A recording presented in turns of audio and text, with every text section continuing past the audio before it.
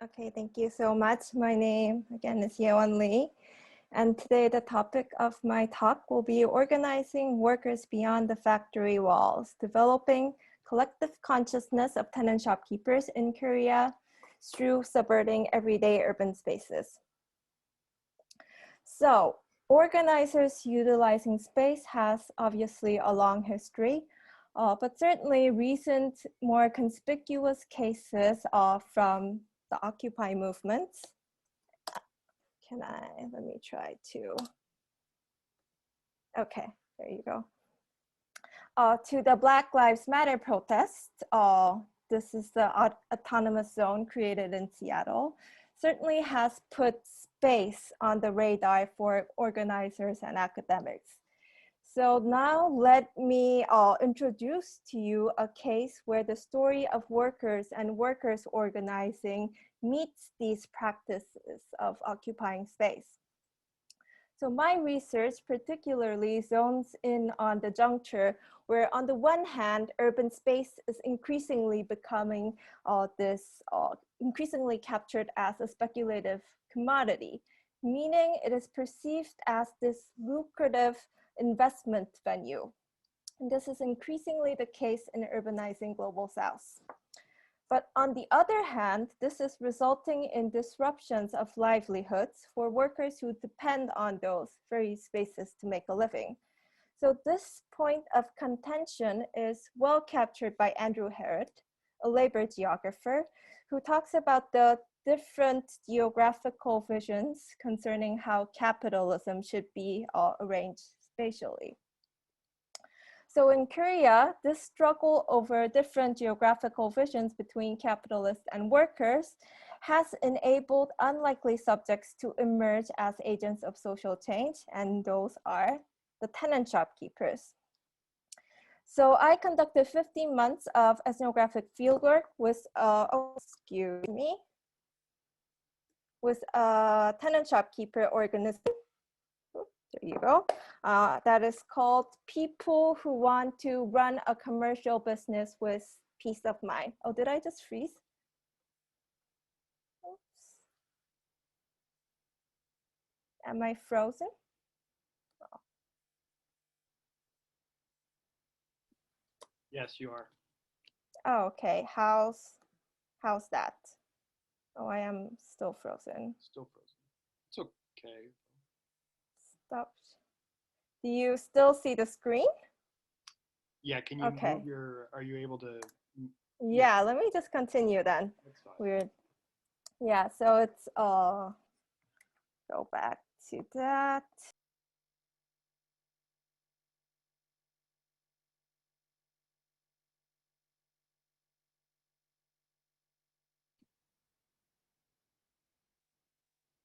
Now she's gone.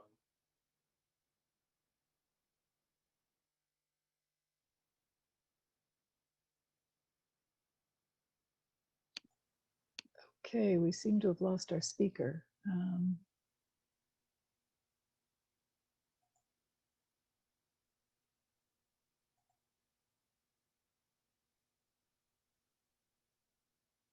think she's connecting. Okay, she's connected.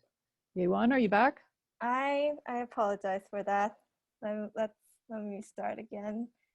There's that. Okay, yes. Yes, okay. Yeah, so this organization, abbreviated in Korean as Mamsangmo.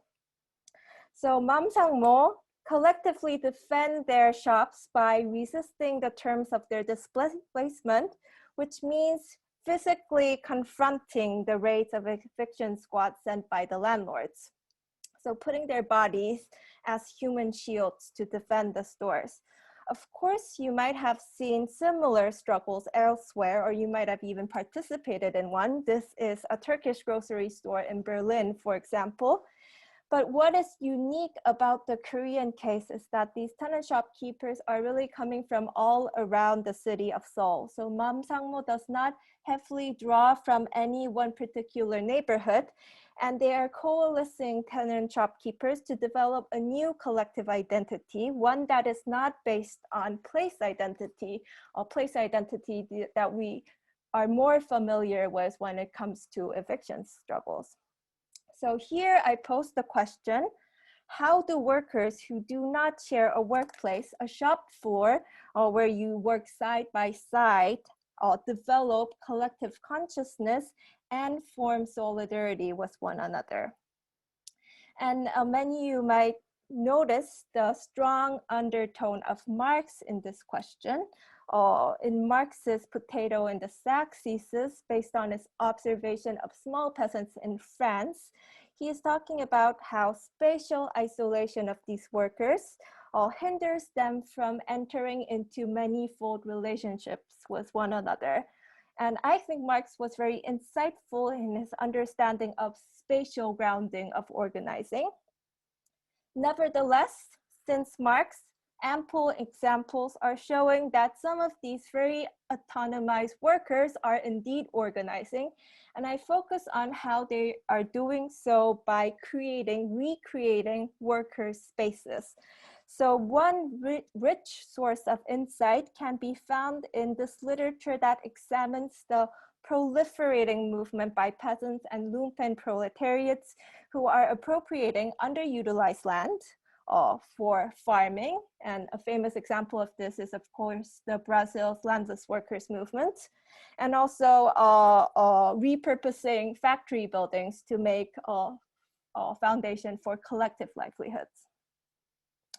So what this literature has shown us is that there is the immediate goal of occupying a land, which is to secure the basis of livelihood. But as these practices carry on, these appropriated spaces also played a role as particularly intensive sites for political socialization and developing a collective consciousness.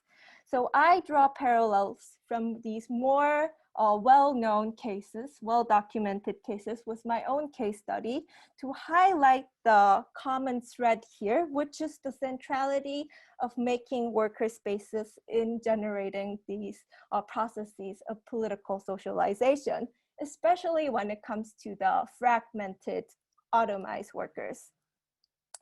So in particular, when these occupation sites stages what can be identified as a class struggle, I will refer to these spaces, practices as making spaces of class struggle. So let me go over some of the findings I find. So I find that the process of forming a collective class consciousness and making workers space of struggle is very much a co-determinant process. It occurs concurrently. So when workers' civil disobedience by occupying a space is met with violence repression, as you are seeing here in this picture, it stirs raw emotion. So all of this so that the greedy landlord can make more profit, this makes me angry. And it is this corporeal experience that then helps workers articulate the antagonistic relationship they enter with the rentier class.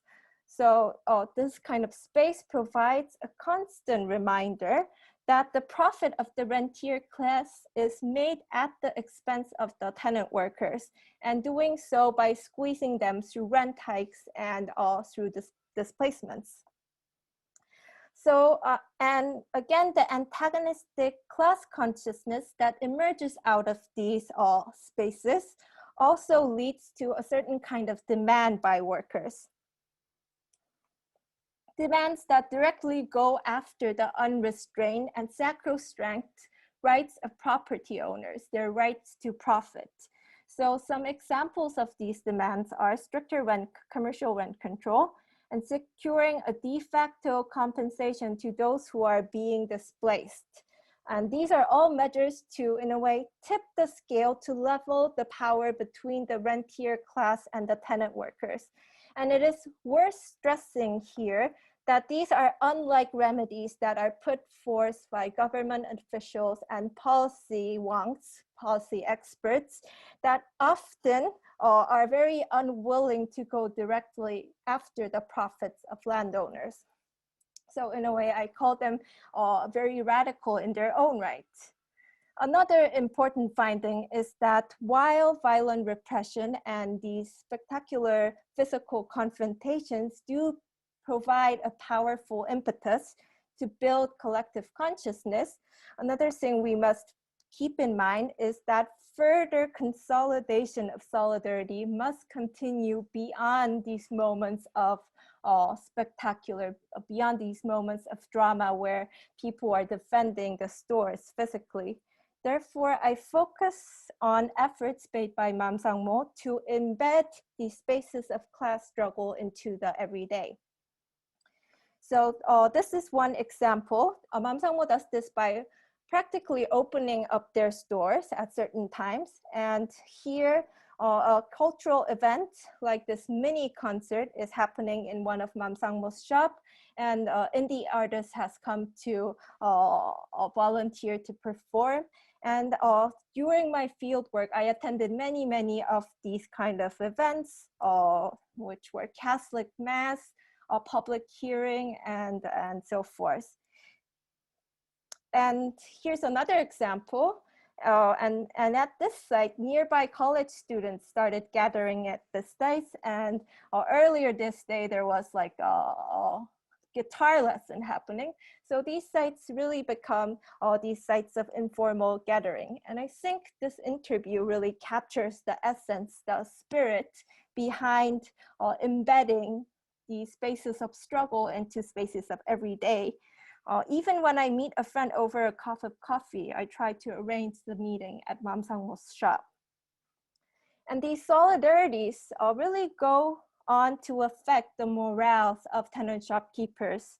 So I spoke to one female tenant shopkeeper in her 60s, and she was talking about how she was initially hesitant to tell her adult son that she is involved with Mam Sang-mo, this radical militant group. But once she told him, he sort of ran to her store only to find that there are strangers filled in her stores. And he said, "Mothers, who are all these people?" And the tenant shopkeeper told me how she felt proud, how she felt vindicated by the presence of so many allies and other tenant shopkeepers in her store. And this leads to what I see as one of the most important findings. That is the potential of building expansive solidarity through these spaces of class struggle. So urban scholars have long grappled with this idea of whether urban context, the diversity it offers, can it lead to these solidarities, these collective identities that go beyond pre-existing fault lines that are divided along the line of race and religion and so forth. But first, anyone who has been sort of involved in these making of spaces that involve diverse groups will know that there is huge challenges. And indeed, what I see is that these spaces are conflict ridden, and these spaces can easily break or be made by these intense tensions that happen within. So the task is to really create cultures and rules that will put a brake on these spaces from reproducing the power relations that are in the broader society. And let me give you one example of how this was done through Mam Sang-mo.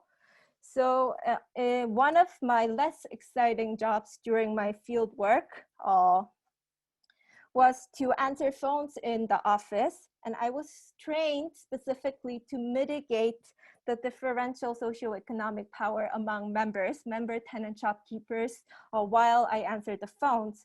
So for instance, this was what I had to say. Instead of this large sum donation, so I'm turning down a donation, we would much rather prefer you staying a member for a lifetime and paying a higher rate and membership fee. So what this reflects is that Mam Sang-mo comes to the understanding that money speaks in volume, And such sensitivity comes after much trials and errors and tensions that erupted in their spaces. And ultimately, they go through this deliberative process of creating rules to prevent these things, resulting in turning down donations, even as the organization is very much financially strapped. So going back to my initial point that tenant shopkeepers as fragmented workers, I argue that the understanding that any one group within the tenant shopkeeper does not have the capacity, does not have the sheer number alone to maintain the spaces of class struggle can lead these earnest efforts to bridge differences within. In other words, the weak spatial basis for forming collective identity of the autonomized workers can predispose them to be more open to these deliberative process of working out differences. And in short, expansive solidarity with diverse others is generated in many ways out of need. Am I running?